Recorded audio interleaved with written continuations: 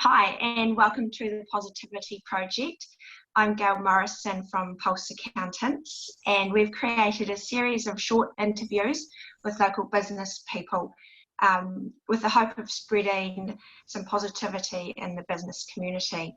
So today I have with me Gareth Dobson from Finsol. I met Gareth, actually I haven't met Gareth until this morning. We connected on LinkedIn, and last year I approached Gareth via LinkedIn, and he helped me with a session with a client, and I was very grateful, and we had a very positive ending to that, so it was really good. So Gareth is with me today. Gareth, do you want to tell us a little bit about your business first? Yeah, thanks, Gail. Finsol is a Hawke's Bay-based financial services firm. We're established in 2010. We provide life insurance and home loan advice. We've got advisors in the Bay of Plenty, Auckland and Northern region. Perfect. I guess the first sort of serious question is, how's your business adapted to being in lockdown, and what are you guys doing differently to what you did before? I think we're probably one of the fortunate ones where, due to the way we've been delivering advice remotely, we've got clients all over the country. We were almost we almost hit the ground running. So all of our resources are in the cloud. We've been doing video calls and using e-sign and providing advice through those remote methods for quite some time. So it wasn't too much of a change for us. The only thing is obviously the impact of not being around your teammates has a bit of a negative impact. But other than that, we've been able to carry on providing a good quality service to our clients. Yeah, is that working in the cloud, is that standard for your industry, or is that something that you guys have been, I guess, innovative and doing things differently? Yeah, from speaking with other advisors, there's not a lot of people that are using remote or using technology to deliver financial advice. The main thing is obviously you need the quality of the advice to be there, and it needs to be effective, but also needs to be compliant as well. So I think we're definitely a minority when it comes to delivering financial advice remotely, definitely. Yeah, but possibly, I guess other businesses will be looking at how you guys have done things, because, you know, it's a big wake-up call, isn't it, to be able to continue in business, and you know, it doesn't matter where you are, you can carry on working and carry on looking after your clients.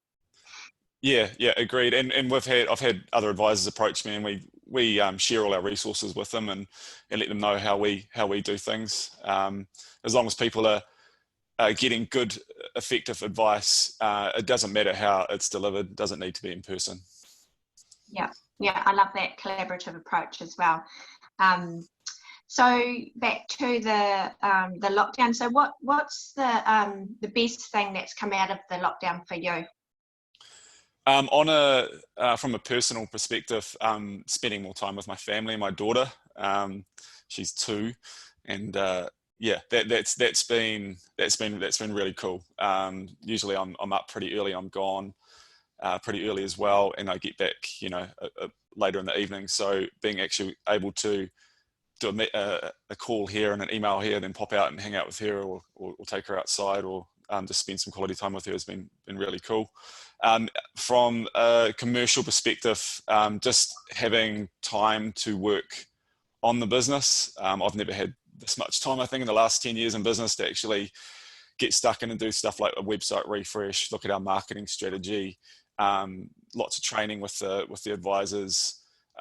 It's been really good. So just that, rather than having all the distractions that usually come with trying to give advice whilst working on the business, I've just been able to 100% focus on working on the business, which is good. Yeah, I think I actually think kids are loving this whole lockdown thing, because they've got you know, adults around, and there's no pressure on them either to do a hell of a lot. Yeah, I know my kids are enjoying being around. Well, they're big kids, so.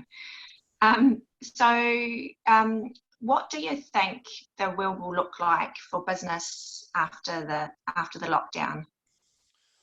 My take on it is, now that people have been forced to deliver their services in a different way, i.e. remotely or through digital methods, a lot of them won't go back to the traditional ways of providing their services, the face-to-face meetings, etc., which I think is a good thing, because you think about the actual environmental impact of two people or multiple people traveling to one point to meet, when that meeting could easily be sorted via Zoom or another video calling channel.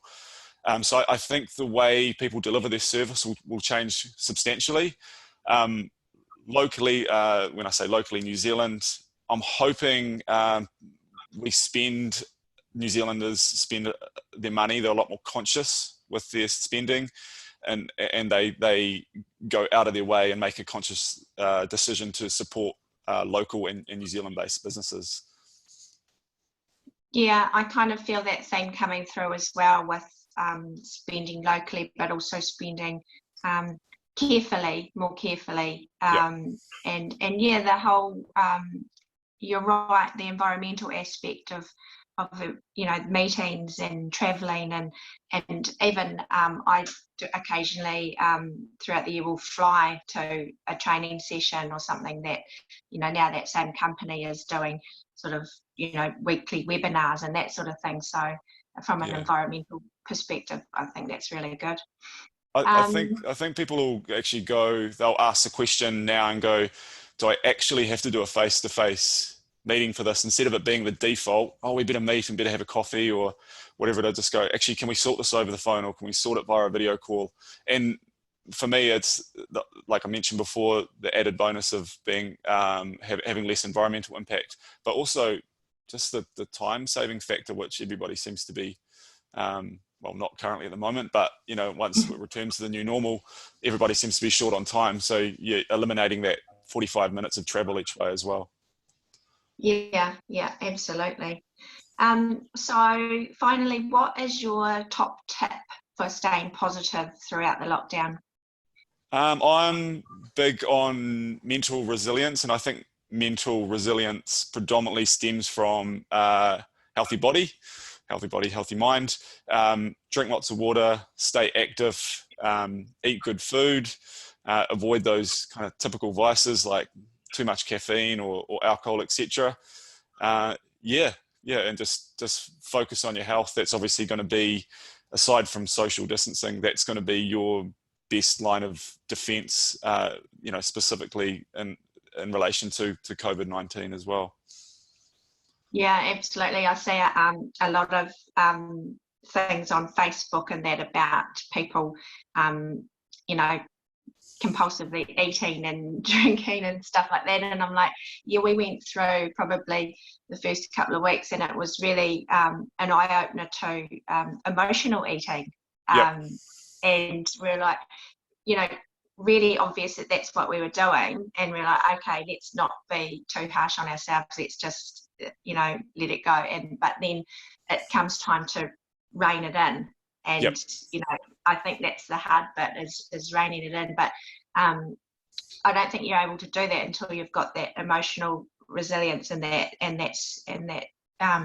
strength in your mind that this is how we're going to be now, and we're not going to just go to default mode. Agreed. You get that kind of self-awareness to go, right, it's been good, but now it's time to maybe swap the bad habit with a good habit, and you can reap the benefits of doing that long term. Yeah, because we can't live in our pajamas forever, right? No, we can't. Most of the day, not forever. Yeah. No. Okay. So thanks, Gareth. Hopefully we've given everyone some good, positive ideas for their own business. So from the team at Pulse Accountants, we'd just like to say stay safe, stay positive, and stay home. So thank you, Gareth. Thanks, Gail. Have a good day. Cheers.